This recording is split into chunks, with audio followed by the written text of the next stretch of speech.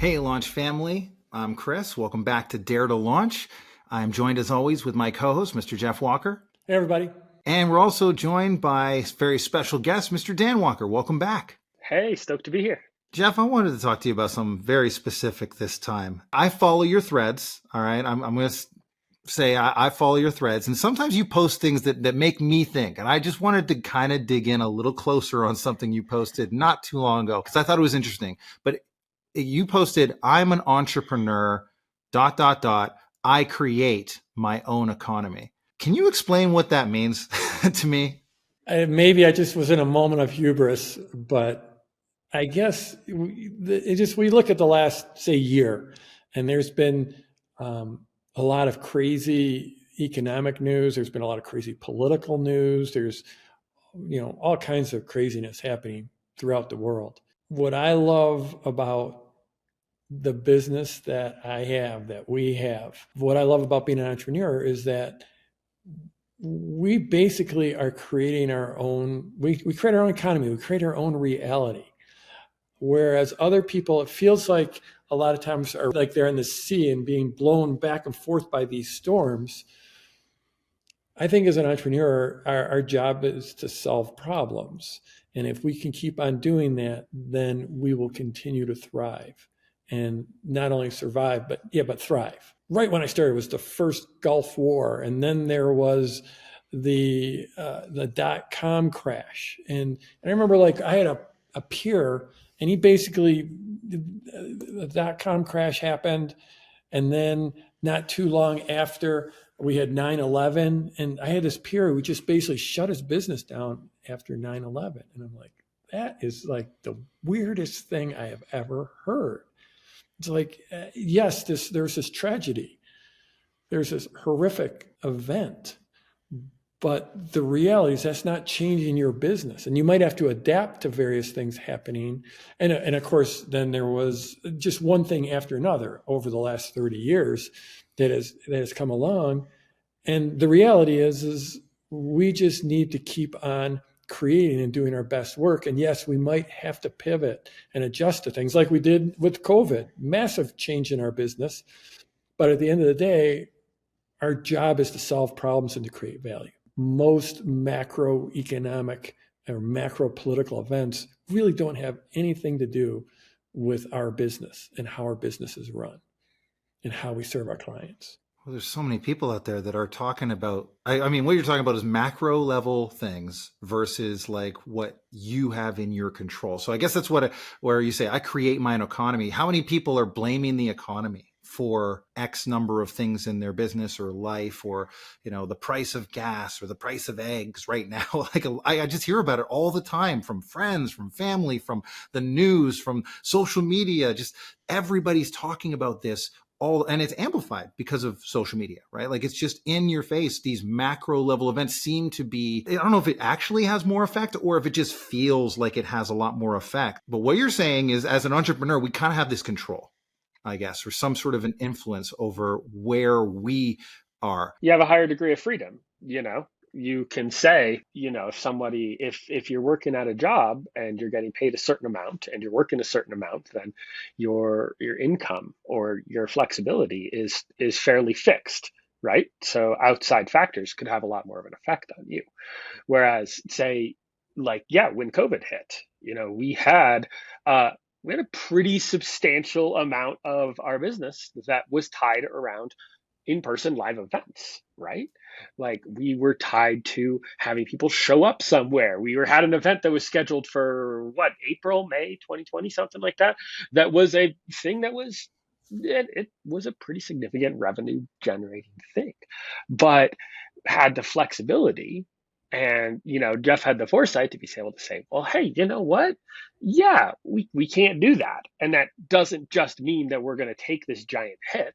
Instead, we can say, well, every opportunity or every problem has the seeds of an opportunity inside of it. So there's this problem. We can't be hosting this event in person. People can't come in. But it doesn't mean that people they're not interested in what we're sharing anymore. It doesn't mean that people aren't interested in creating an online business. If anything, there's even maybe a bigger opportunity here, because people now have so much more time all of a sudden. If people, are staying home all the time, if there's lockdowns happening, people have more time and they still have that desire to learn. Well, there's an opportunity. So what else can we do? And so we shifted and held a bunch of virtual events. And we held a virtual event. I mean, we were really early. I mean, within a week or two, I think, of lockdowns happening, we were hosting a virtual event. And it was one of our most successful events that we had done even up until that point. I mean, when I read that thread from Jeff, that was my thought, it was, if just entrepreneurs have more flexibility, and naturally are problem solvers and naturally have that ability to see, like, okay, there's a problem, but there's an opportunity to hit it within the problem. And I think that's why, I mean, that thread, maybe it blew up. Their thread blew up. We took it, made it an Insta post into a reel, and that blew up. Like, people loved that thought. I think that's why. I think also, like, when I wrote that, it was a reaction to like this overwhelming. And so I'm just going to say that I think I did that like in mid-October. So, a few weeks before the election. And at that point, there was just there always is these days, but there's just such a torrent of media and social media that's flying at all of us. And I am one of the most disconnected people I know in terms of, like, I don't watch the news. I just don't. And I never have, but it's just not something that's part of my life. But it's still, there's just this flood of media and social media that's coming at all of us, including me. And so much of it is negative. And so much of it is like the worst possible take on every situation. Our lives are very much reflective of the inner narrative that we've got going on, the stories we tell ourselves. And when we have this amount of media flying at us, it's really hard to not have our inner narratives taken down a negative path. And I'm like, no, that I create my narrative, I create my story, I create my reality, I create my economy. So in a way, it was just like a protest vote. This is like, no, you can have your story. You can have all that negative, all that just horrible negative press and negative media coming at you. I choose not to participate. One of the things that I've got more conscious of, at least in my own life or my virtual life, I will say, is what I allow to be shown to me in my algorithm. People often talk about the algorithm like it's in control, right? Like it's the thing that's going to, send you down these pathways and convince you to do stuff or believe things. And it can be that way, I think, if you don't take responsibility over that. And I've got now into the habit of making very deliberate choices about what I say, like, or comment, or if I don't, I know something's going to have, say, a negative, I love how you put it, negative impact on my inner narrative, choosing to get rid of that or very limit what it is that I'm exposed to there, so that there's a little more semblance of control and me being the creator of the narrative. And the algorithm, the way I always joke with my friends, is the algorithm works for me now. It does what I want it to. I love that. Yeah. We've been talking a little bit about Threads. So for those of you listening that aren't aware, Threads is a relatively new social media platform. We're probably a little over a year into it. It is owned by Facebook, and it's tied pretty closely to Instagram, but it's more text-based. It's almost like, I guess the closest other platform would be Twitter, you would compare it to. And for whatever reason, I've been enjoying myself a little bit on Threads. I'm not really using it to build my business. I'm just using it as a place to practice some writing. And, I'm not on there every day, but I go on there fairly frequently. And it's not my team, it's me doing it. And one of the things that I just like the media or the medium for because I've always been about writing. I've been a writer first. And so I'm enjoying it. I'm having fun with it. But one of the things I like about it is because for whatever reason, that algorithm is just feeding me stuff I want to see, which is just other online entrepreneurs. Maybe it's because it's so new. Maybe it's because I haven't clicked on a bunch of stuff. and I feel like I've got a pretty curated feed there. But yeah, I think having that algorithm work for you and be like, I mean, go incognito if you're going to click on some horrible things. Go incognito with it, But yeah, be careful of your feed. And also just people too. I mean, are there other things you do to kind of keep yourself as the creator in your life? Because I know there are people as well that not that I cut them out of my life, but I limit sometimes what access they can have to my narrative. Are there things you do to keep yourself as the creator beyond limiting the feed and things like that? I have an incredible group of friends, just a wonderful, wonderful group of local in-person friends, none of them in this business. Most of them have no clue what I do for a living. This group of friends, and they're all creative and they're all creators. They're not on social media creating, but they're all creative in their lives. My family of choice. That's like my mastermind, and I'm in a couple other masterminds. I have my own mastermind, my Platinum Plus mastermind. And then I'm in a couple other masterminds of peers. And they're there are three different families of choice. Of people that are inspiring me, that are doing amazing things in the world.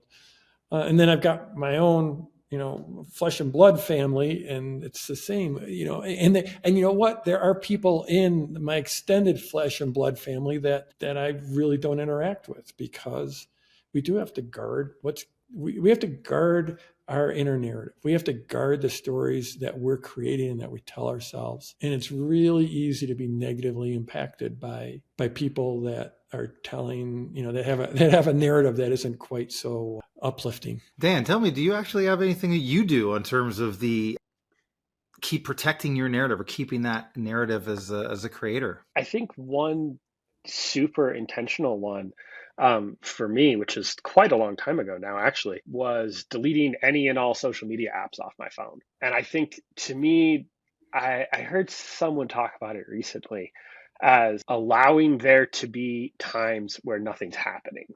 Like, I think, you go out to eat and, not like going out to a meal with you. I'm just talking about like grabbing lunch at a pretty quick place, by myself, I'm grabbing lunch, but you order, and it's just such a natural thing now. You order your food and you got 4 minutes, 5 minutes before your burrito or your burger or whatever is ready, and you go sit down, and the natural instinct, right, is you whip out your phone, and and it's still, even without social media apps, it's still super easy. Whip it out, check email, check Slack, check, whatever.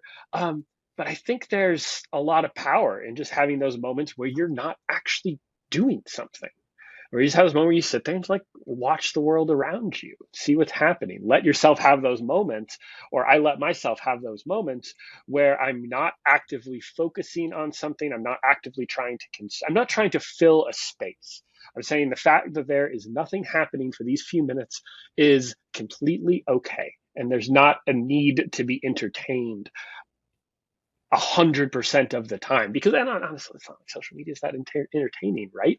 It's filling your time with the hope of being entertained. I think for the most part on social media, you're flipping it open, you're scrolling through it. It's not like I never go on social media, but I try to make it so that it's a little bit less accessible. I don't always do it, but I try to even like log out.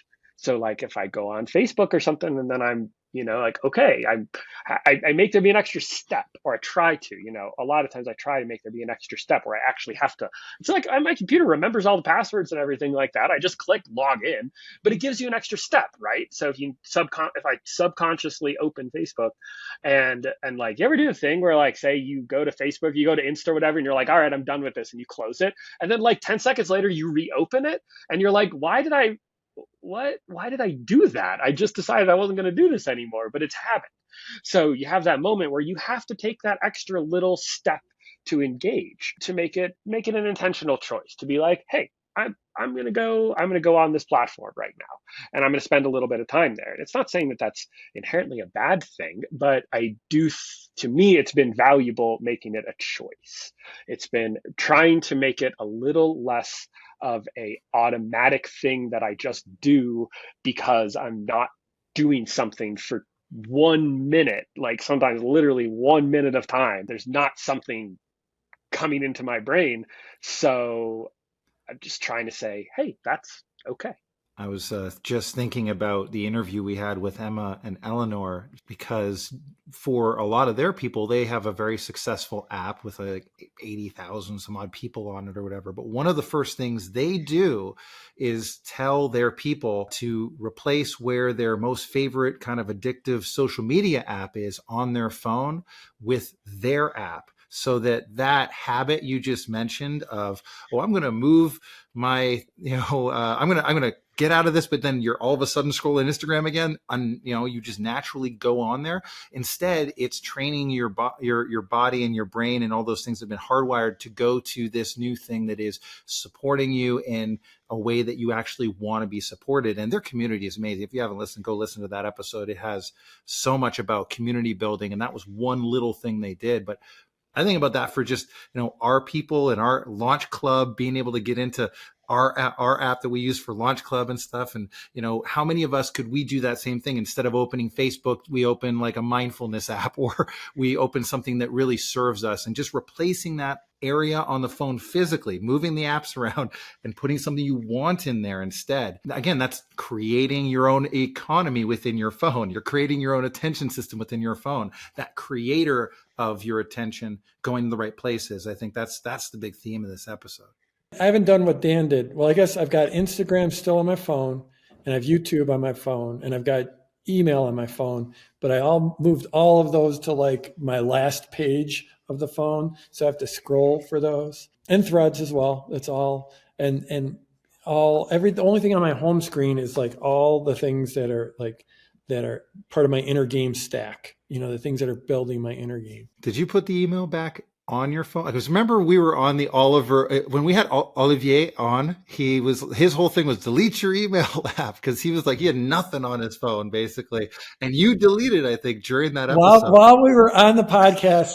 So I deleted it, and in a couple of weeks I put it back on because I kept needing it for authentication. Like when when I go to log into like Infusionsoft, or go to log in somewhere, they're like, is it really you? Open up your Gmail. And I'm like, oh. So I ended up putting it back on, but it's like, I never open it. I almost never open it on my phone. Also, another great episode is Olivier. If you're looking for more ways to kind of take back control about this, it's a great episode about that. My email app has become a lot more valuable to me since I've deleted, socials off my phone. And I think part of that is like, I don't really, essentially never get work messages in my email. That comes through Slack. So I'm not getting work messages there. I try to be very protective. I try to not give out my email address to too many things, and I try to be pretty aggressive with unsubscribing. But what I have tried to do is be pretty proactive about subscribing to people who I want to hear from or who I want to learn from. So folks who have a newsletter, or who just send out things that I want to be consuming, that I feel like I learn from and I gain value from. So then when I do say, and I still try to not fill, those small bits of time, those minute here, minute there bits of time with it. But say if there's a longer bit of time, I'm, picking somebody up from the airport, and, you got a half an hour that you're sitting there in the car and waiting for them. It's like, okay, I'll choose to spend that time instead of, say, scrolling through Facebook or Instagram. It's like, okay, I'll open up my email address. I'll open up my email and I'll go find, one of, say, Ryan Levesque's, Digital Contrarian newsletters, or I'll find one of James Clear's newsletters, and something that I find thought-provoking and inspiring. And then I'll choose to consume that, which just feels more intentional content and stuff that I know is bringing value to me, and I'll choose to read that instead.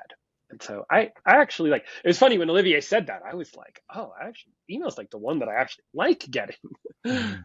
Well, people sending value. And that's what you've always said, Jeff. You got to send value first when you're sending emails. That's like point number one, I think, of being in PLF and in this community, is bringing value to people. And email is a great, great way to do that. And still, lots of people are using it for that. So I wanted to finish off with something. Dan, you mentioned the idea of stillness and kind of allowing yourself to just have nothing going on. And Jeff, I know you've had an over 20-year meditation practice that you've been doing. And I thought if we could finish off on you just sharing a little bit about how bringing stillness into your life has helped you as an entrepreneur, I think that would be really valuable. Yeah, so I started meditating in 2001, and it's been a long journey. It's gone through many different iterations, but it's been many years now where it's been every day, like 300, probably 350 days a year. And it's something I've leaned into. I lean into more than ever. Like literally, like just yesterday, I'm like, I'm going to do this twice a day instead of once a day now. And so that will be a habit now going forward. I think what it delivers to me, and I don't want to, I don't know if it's the panacea for everyone out there. I think it's something that everyone should give a shot at. It's all about making yourself less reactive. So it's like Viktor Frankl said, that the moment between stimulus and response, that is the moment. That makes all the difference in the world. We started off this episode talking about a little bit about the inner narrative, the stories we tell ourselves. I think that the more we can create space in our lives and silence in our lives, that's where we can start to create a positive narrative instead of creating a reactive narrative. A reactive, like, oh, I didn't like the way that person looked at me, or I don't like the way that person cut me off in traffic, or I didn't like that comment on my YouTube. We, as entrepreneurs, we get paid to create. We get paid to have thoughts in our head and then make those thoughts a reality out into the world. And so we have to be fiercely protective of that, of those thoughts in our head. We have to be fiercely protective of our inner narrative. And I think for me, creating that silence every morning, first thing, like it is the first thing I'm doing when I get up, that has allowed me to have that mindset where I can create my own economy, where I can create my own narrative, where I can create my own reality, where I can create my own business, where I can create my own success, where I can create success for my students, our clients. And I really do think that creating that silence, for me, it's been meditation that's made it. I can't measure what it's done over the last, 23, 24 years, but I know I would not be here where I am if I didn't have that practice. I think we're going to leave it there for now. But thank you so much, Dare to Launch family, for listening. And we hope this conversation inspires you to dare to launch.